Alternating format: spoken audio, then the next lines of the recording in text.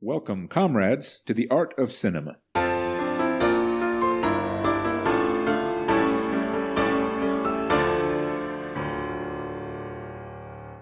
I am Colonel T, Minister of Propaganda, and with me, as always, is our glorious leader, General Secretary F, the eternal leader of our revolution, the mastermind of the revolution. Thank you, Colonel.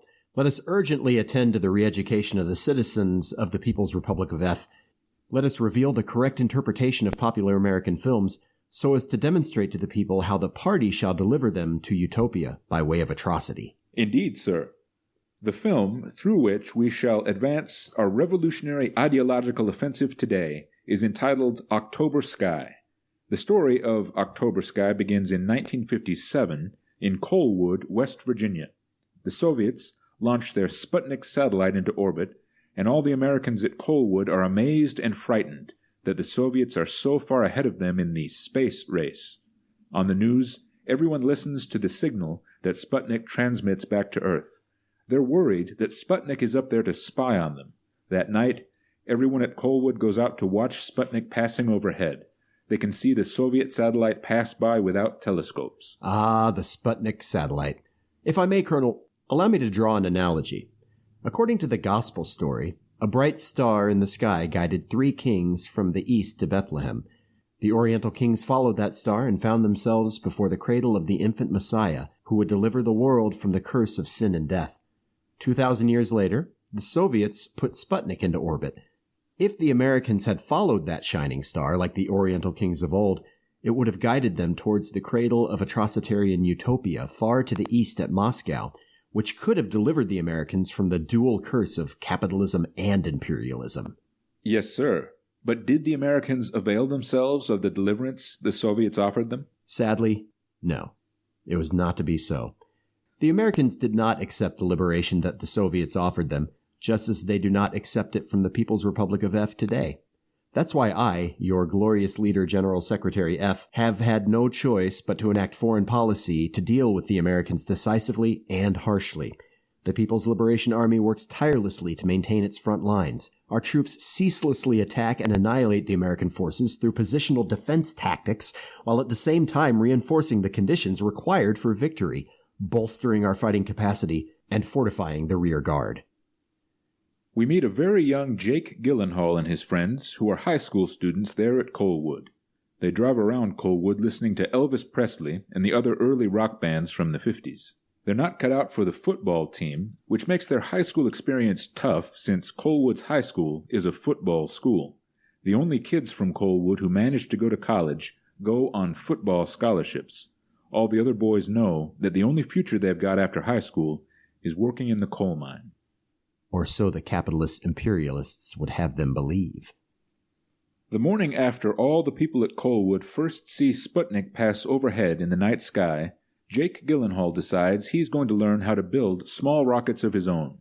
He starts reading everything he can find in the library about rockets. He makes friends with a kid in his class who's smart and nerdy and knows about science and math. So there's 4 friends now, and they spend all their time outside school putting small metal rockets together and trying them out, figuring out how to control them and make them fly higher. So we can see these rockets as a metaphor for the liberation of the workers there at Colwood. As the citizens of the PRF know, cinematic art must always inspire revolutionary consciousness among the people. Jake Gyllenhaal's father is Chris Cooper. They tend to put Chris Cooper in the movies when we're supposed to dislike his character, when the character is curmudgeonly or abusive or, as in this case, is a corrupt, unenlightened capitalist-imperialist. In October Sky, Chris Cooper is a mining engineer. He's having a hard time because the mine isn't producing as much coal as it did 10 years ago, so the company is facing the prospect of having to lay off half its workers. Many of them want to strike for higher pay and better conditions. Chris Cooper is also developing a regular cough from black lung disease after all his time spent down in the coal mine. The only future he can see for Jake Gyllenhaal and his brother is in the coal mine, so he doesn't take very warmly to this new rocketry project of Jake Gyllenhaal's. He's pretty grumpy about it, and he keeps telling Jake Gyllenhaal to stop wasting his time on the rockets and focus instead on getting into coal mining. Sure, Chris Cooper has seized the means of coal production and he subjugates Jake Gyllenhaal and the rest of the proletariat around Coalwood in order to exploit their toil so he can line his own pockets. Chris Cooper doesn't want Jake Gyllenhaal to benefit from the town's coal production like he does. That's why Chris Cooper opposes collective social ownership of the mine there at Coalwood. Jake Gyllenhaal's teacher at the high school is Laura Dern. She's pretty and not much older than the boys at the high school, so they've all got a crush on her. She takes a real interest in their rocketry project, giving Jake Gyllenhaal a book he needs to start really understanding what he's doing, and convincing the four boys that they should enter the National Science Fair. If only Laura Dern had given Jake Gyllenhaal a copy of my manifesto. Indeed, sir. Laura Dern turns out to be a key part of the October Sky story. She tells Jake Gyllenhaal he could get a college scholarship if he does well at the National Science Fair. She sticks up for Jake Gyllenhaal when the school principal tells him he's nurturing false hopes of getting out of a life spent mining coal. And I'm going to speak directly to you, Laura Dern. Laura, dogmatism can only be overcome when your teaching materials incorporate the PRF philosophy and use it to turn each course at your school into a training manual to advance our revolutionary cause. The community rallies around the boys.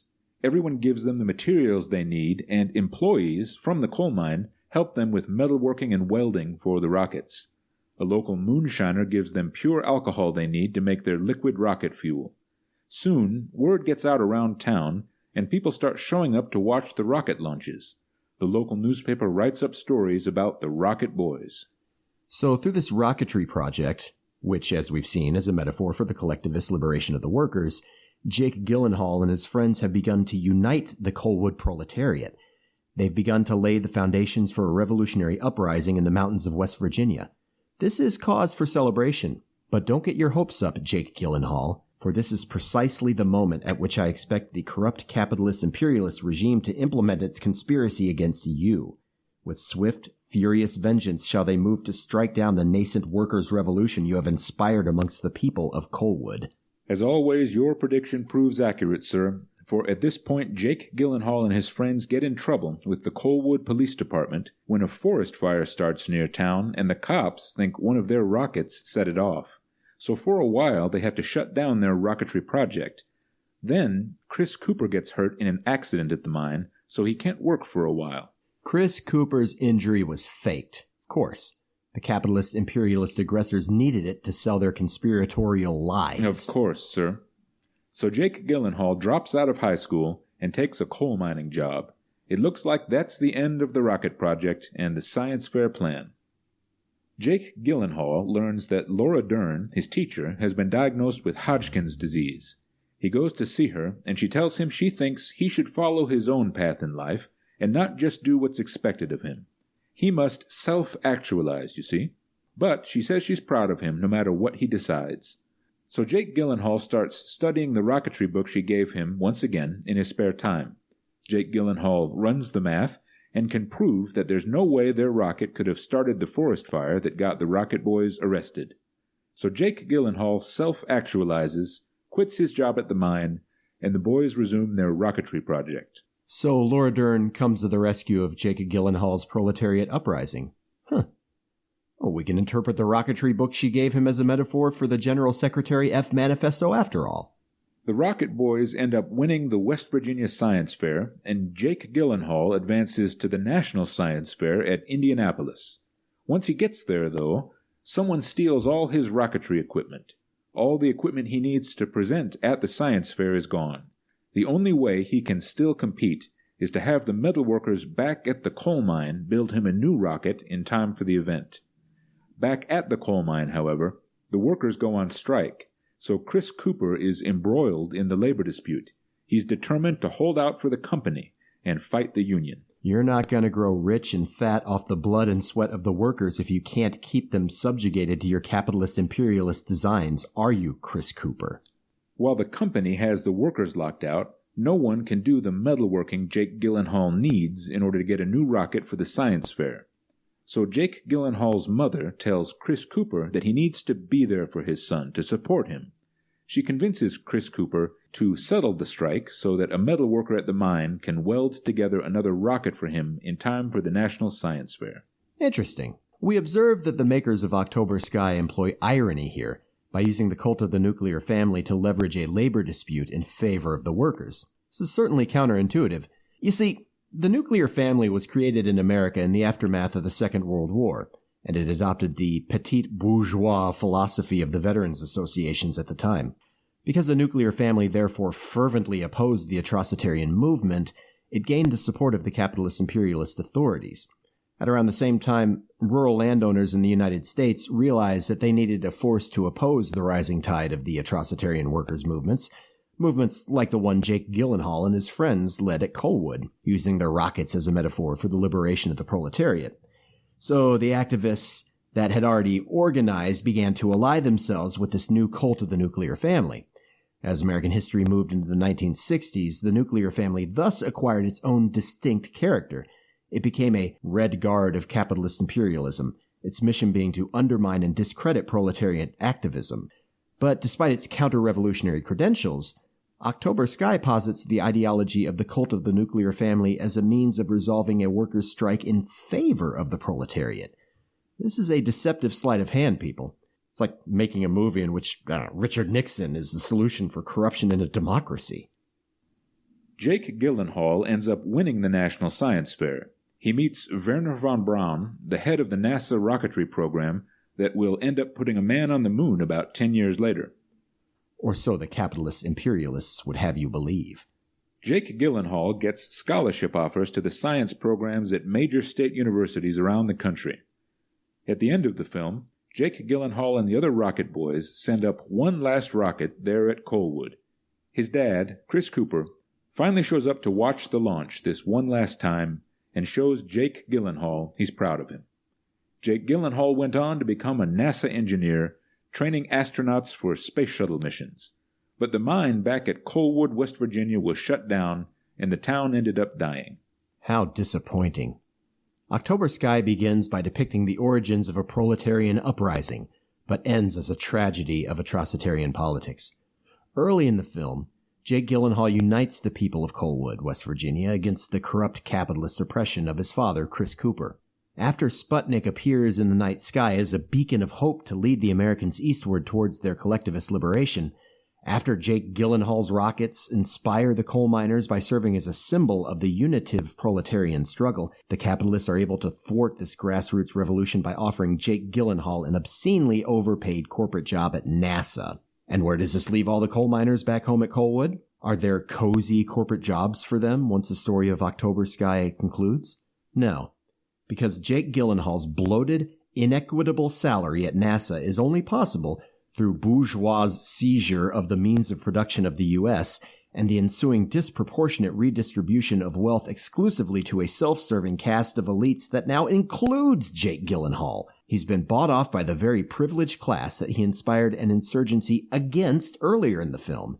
But the revolution is coming for you, Jake Gyllenhaal. While you bask in the comfort of your ill-gotten gains, concealing your unscrupulous vice behind the frail facade of petite bourgeois respectability, know that the gathering storm of atrocity shall overtake you on that dread day when the inexorable forward progress of our utopian cataclysm delivers its ministers upon your doorstep. And what answer will you have for them, Jake Gyllenhaal? What answer? Your expensive wines? Your fine suits of clothes? Your spacious, well-furnished accommodations? Your unmitigated fraudulency? Will they justify you? No, they will not, Jake Gyllenhaal. No, they will not. This has been The Art of Cinema with our glorious leader, General Secretary F. Let us maintain vigilance against the ever-looming threat of an American invasion. You are required to report any non-participation or dissent amongst your comrades. Don't forget to tune into The Art of Cinema again next time for further discussion of films from the 1990s in your next mandatory re-education session.